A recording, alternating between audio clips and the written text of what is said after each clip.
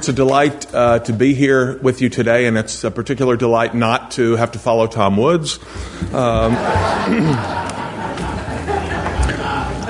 As Mark said, this book, The Capitalist and the Entrepreneur, appeared last year, published by the Mises Institute.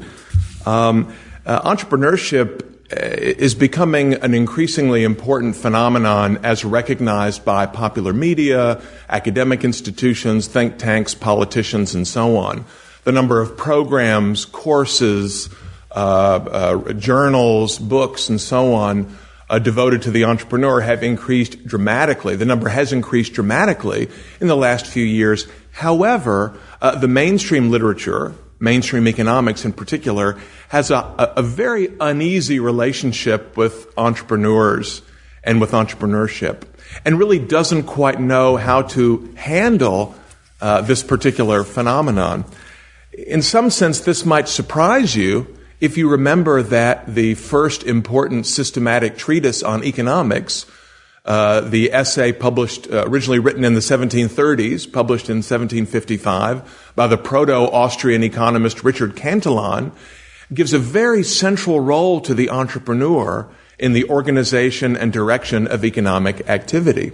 However, from the time of the British classical school on down through the present, and particularly the case in modern, contemporary, neoclassical, mathematical economics, the entrepreneur simply plays little role in the economic system.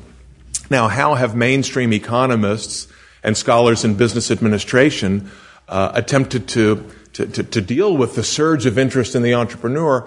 Well, mainly by adopting a very narrow perspective on what entrepreneurship is. Specifically, defining entrepreneurs as self-employed owners of small enterprises and entrepreneurship as essentially the study of small business and startup companies.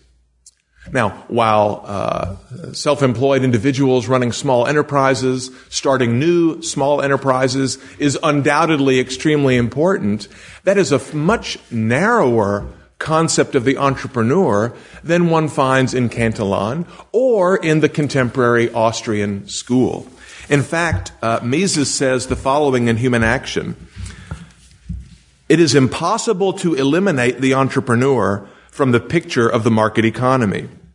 The various complementary factors of production cannot come together spontaneously. They need to be combined by the purposive efforts of men aiming at certain ends and motivated by the urge to improve their state of satisfaction. In eliminating the entrepreneur, one eliminates the driving force of the whole market system." So for Mises, the entrepreneur is not simply a specialized actor operating in one narrowly defined part of the economy, but indeed the entrepreneur is the driving force behind the entire market system. Now, what I do in the book is to discuss and analyze and apply the Misesian perspective on the entrepreneur, specifically linking the entrepreneur to the capitalist system more broadly. So the book is called The Capitalist and the Entrepreneur, and it represents an attempt to integrate entrepreneurship into the more general theory of markets and capitalism. The story behind the book is fairly straightforward. It collects a series of essays, mainly, most of them written for academic audiences, academic publications, but also including some shorter, more popular pieces, that are designed to bring together various research streams that I personally have been working on in the last decade or so. As Mark mentioned, I was a graduate fellow here at the Mises Institute long ago, but I received my PhD from a mainstream economics program, and I specialized in my dissertation research and elsewhere in various aspects of the modern theory of organizations, the economic theory of the firm, the economic theory of firm strategy, firm organization and structure, and so on. And I worked with prominent mainstream academic economists. My dissertation chair, Oliver Williamson, was one of the last year's, the 2009 Nobel laureates. But at the same time, I was deeply immersed in the Austrian tradition and spent much of my early career thinking about ways to bring together Austrian economics and contemporary organization theory. And so the essays that are collected in this volume represent the fruits of much of that effort. As I mentioned, the entrepreneur is central to Austrian economics. The entrepreneur, of course, figures prominently in Mises' Human Action, also in Rothbard's Man, Economy, and State. Israel Kirzner in the 1970s and 80s produced a series of essays and books on the importance of the entrepreneur, though I take a slightly different perspective on interpreting Mises than Professor Kirzner does. My claim that I elaborate in the volume is that applying Austrian economics more generally and the Misesian concept of the entrepreneur more specifically to problems in business administration, economic organization, strategic management, public policy, and so on, generates substantial insight, alternative and better explanations for many of the phenomena that we think are increasingly important in today's economy. Now, you might wonder, what does Austrian economics have to do with the entrepreneur, with business, with firms, with strategy, and so on? Well, there are some key insights from the Austrian tradition that are particularly relevant for organizational and managerial issues. The most obvious one being the Austrian school's emphasis on heterogeneity. Heterogeneous resources or assets, heterogeneous markets, heterogeneous individuals, right? So the Austrian school has always celebrated the diversity of skills, abilities, and attributes among economic actors, as Mises explains in giving primacy to the social division of labor as the driver of the market system. The Austrian theory of the business cycle is, of course, founded on the notion that resources are not perfect substitutes, that investments in particular stages of production cannot easily be redeployed to other parts of the economy's intertemporal structure when interest rates change and so on. The Austrian business cycle theory is essentially a story of malinvestment where particular resources are allocated to the wrong uses and are deployed in a way that is not suitable for producing over time the set of goods and services desired by consumers.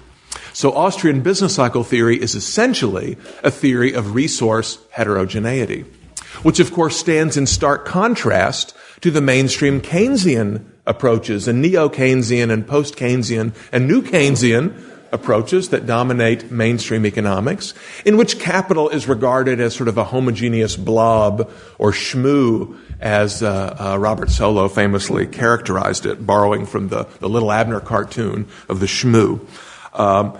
The notion of heterogeneity squares in a very straightforward way with our notions of entrepreneurship and business administration. Firms are obviously different. Entrepreneurs differ in their capacities, in their activities, in the uncertainties that they're willing to bear, and so on. So Austrian economics, with its emphasis on heterogeneity, provides a natural foundation for applied studies of markets and organizations. Production takes time, as has already been mentioned. Entrepreneurs engage in economic calculation, and Mises, of course, has elaborated a very comprehensive account of the problem of economic calculation, its nature and implications. Market competition is a kind of selection process, selecting for entrepreneurial ability and skill. As the Austrian economist Ludwig Lachmann put it in his 1956 book, Capital and Its Structure, we are living in a world of unexpected change. Hence, capital combinations will be ever-changing, will be dissolved and reformed. In this activity, we find the real function of the entrepreneur. So the essays in this volume attempt to tease out and elaborate on this real function of the entrepreneur. Some specific highlights or features. The treatment of entrepreneurship as a generalized function. In Mises' conception, the function of bearing uncertainty through ownership and control of productive resources.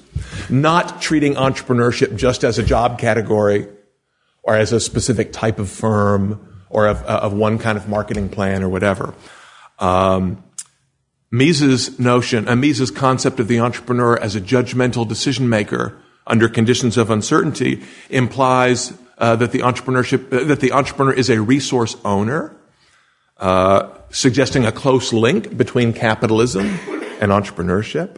That the entrepreneur uses economic calculation, the comparison of present expenditures with anticipated future receipts, as his primary decision-making tool.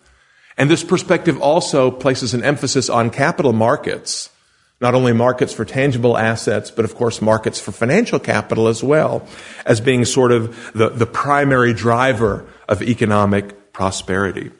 And I develop a number of implications, specific implications of this perspective for applied topics in organizations and markets. The notion of firms as manifestations of entrepreneurial imaginations or visions.